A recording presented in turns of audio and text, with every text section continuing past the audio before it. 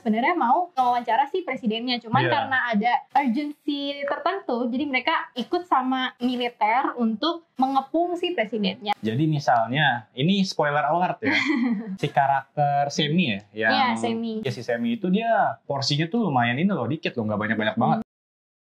Halo Sigmania, kembali lagi sama kita di Bedah Film. Sebelum itu kenalan dulu, lupa. Oke, halo, nama aku Akila.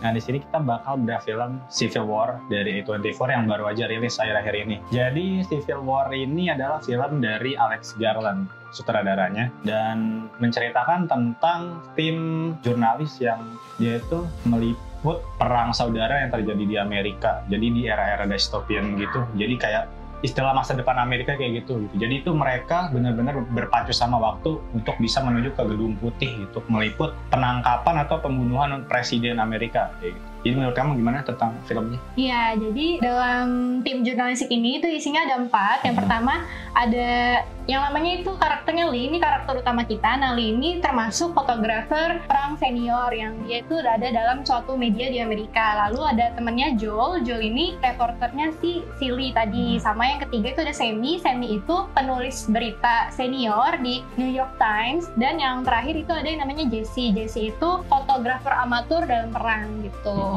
Jadi ceritanya itu tentang mereka berempat yang pergi ke Washington DC buat pertamanya nih tadi awalnya mereka sebenarnya mau wawancara si presiden.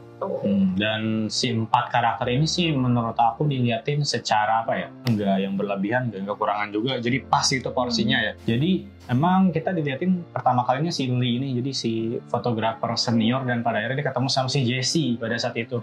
Jadi pertemuan mereka itu sebenarnya tidak disengaja ya di film ini ya. Jadi mereka tuh ketemunya pas lagi ada tragedi sebuah bom ya, tragedi bom gitu. Jesse nggak sengaja ketemu sama si Lee, dan si Lee ini tuh sebenarnya kayak idolanya si Jesse gitu. Nah, si Jesse-nya itu ngerasa salut sama. Jadi misalnya, ini spoiler alert ya, si karakter Semi ya, yang Semi. Ya, si Semi itu dia porsinya tuh lumayan ini loh, dikit loh, nggak banyak-banyak banget. Ketika dia muncul di beberapa adegan itu dibikin ya, yang kayak lebih kayak emosional gitu. Terus ada lucunya, ada yang emang dibikin dia itu sebagai penyelamat dari rekan-rekannya juga. Jadi ketika dia tewas di adegan tersebut, kita dibikin kayak sedih banget juga. Terus juga adegan itu dibikin sangat bagus, yang mana saya mangap tuh sepanjang nonton tuh di adegan, karena emang kita diliatin shot dari dalam mobil, terus itu kayak ada apa namanya, percikan-percikan api gitu ya, dari kebakaran hutan. Jadi mereka itu berempat lewat di kebakaran hutan di dalam mobil. Nah, itu tuh di scene-nya itu si Semi lagi ngelihat keluar mobil, dan itu tuh kebakaran hutannya itu kelihatan kayak percikan kembang api.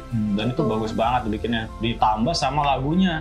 Di sini lagunya bagus-bagus banget juga, sampai penasaran, sampai nyari-nyari nih siapa nih yang nyanyi, karena emang bagus, sebagus itu. Terus selanjutnya menurut kamu dari karakter si siapa ya, si Jesse, karena ada yang bilang si Jesse ini ngeselin katanya karakternya. Menurut aku mungkin aku mau nimpalin dulu yang pertama soal porsi-porsi karakter ya. Menurut aku memang benar kayak ada beberapa karakter yang mencolok dan ada beberapa karakter yang kurang mencolok, kayak misalnya si Semi sama si Joel itu mungkin kurang mencolok. Cuman di sini setiap karakter itu dikasih peran-peran tertentu, kayak misalnya Lee sama Jesse yang dia itu berperan sebagai fotografer, lalu si Joel yang tadi si reporter dia punya keahlian khusus. Dalam 4 hari ini si Jesse itu terlihat kayak dia tuh lama-lama udah nggak takut, lama-lama dia semakin tenang, semakin profesional dalam menjalankan tugasnya kayak gitu. Jadi dia lama-lama semakin luwes gitu. Jadi kita bisa melihat ini sih, kebalik antara Lee sama si Jesse. Kalau di si Lee itu kan kita lihat, wah nih dia senior kan, terus juga si Jesse sangat mengidolakan si Lee ini. Tapi lama-kelamaan kita dilihatin sisi depresifnya si Lee saat dia menjalankan pekerjaannya sebagai fotografer war gitu.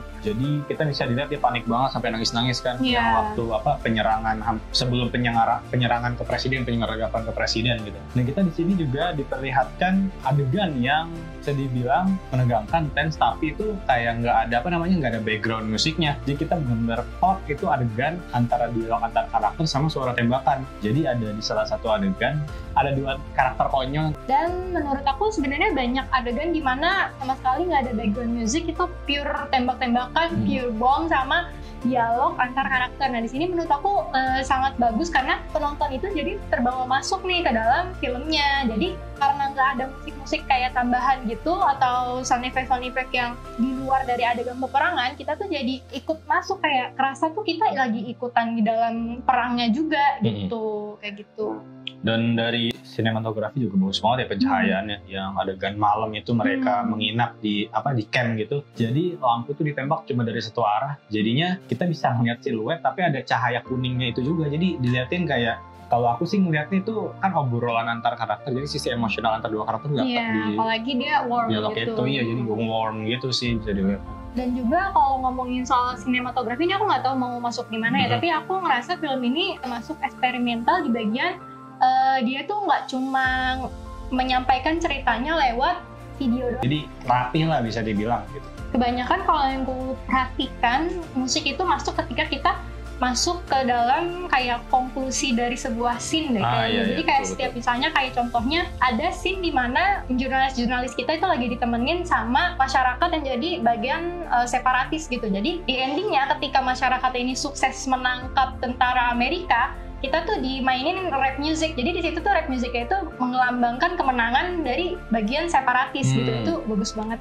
Dan shot-shotnya juga bagus ya. Contohnya si siapa namanya, si Lee sama Jesse kalau nggak salah, yang kayak di tribun gitu. Terus kita diliatin dari sisi belakang, ngeliatin camp itu gitu. Jadi emang beberapa shot ini dibikinnya tuh bagus banget sih emang. Dari teknik-teknik yang diciptakan juga kayak menceritakan juga gitu. Maksudnya maksud dari adegan ini tuh apa gitu. Jadi kalau misalnya contohnya yang di shot di camp itu, mungkin kita ngeliatin dua orang jurnalis yang emang lagi berbagi cerita. Ketika mereka nge-shot ke camp itu yang benar-benar banyak banget, mungkin kayak apa ya, kita jadi di situ bukan cuma mereka berdua loh yang berbagi cerita segala macam, tapi ada orang-orang lain yang rame yang emang mereka menjadi salah satu korban dari perang saudaranya juga gitu. Selain itu, film ini kalau misalnya dari sisi editing sih nggak yang macam-macam sih ya bisa dibilang ya. Tapi paling dari sisi color grading itu emang terasa banget kayak lingkungan Amerika yang mungkin di masa depan kayak gimana. Yang mungkin kita bisa dibilang kalau lihat di berita-berita kita agak ngerasain juga nggak sih kayak Amerika tuh ya kayak gini gitu gambaran negaranya. Bukan yang nyumpain atau gimana, tapi kayak realistis lah bisa dibilang, nggak kayak yang dystopian bener-bener fantasi, tapi dibuat realistis sama si Alex Garland ini gitu. Jadi mungkin kita langsung masuk ke konklusi, kesimpulan dari film Civil War. Menurut kamu gimana nih? Sebagai fans A24 dulu deh gitu. Waduh. Mereka ini film A24 ya tuh. Ada yang bilang ini salah satu film terbaik dari A24. Tapi apakah menurut saya itu adalah film terbaik? Nggak bagus-bagus banget, nggak yang masterpiece, enggak. Tapi ini bisa ditonton dengan dengan sangat baik. Tapi menurut saya dari rating kali ya, 1-10 ya? 1-10, kalau 8 itu tuh terlalu klise. Oh gitu, why? Iya, tahu kayak orang menyebut langsung 8 dah gitu. Tapi kayak apa alasannya 8? Kalau misalnya di rangkuman yang tadi aku sebutin, mungkin aku akan kasih nilai 8,2 lah. Ada dua. Berarti bagus dong. Bagus, emang bagus. Kalau aku mungkin 8,5 karena aku jujur aku sangat suka approach kayak sosiopolitik di dalam ini filmnya.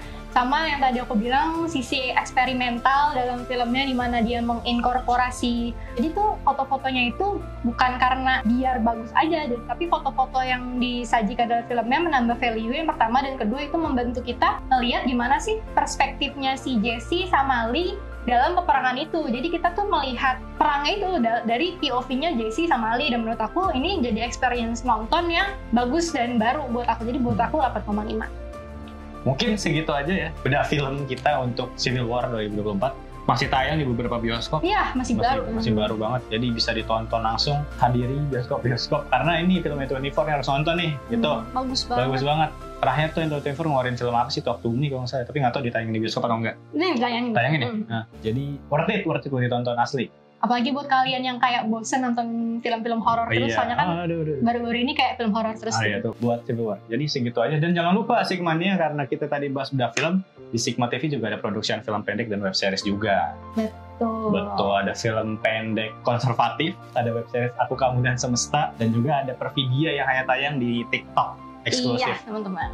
Jadi segitu aja buat review film kita pada hari ini. Ditunggu film-film review bedah film kita selanjutnya. Bye-bye. Dadah.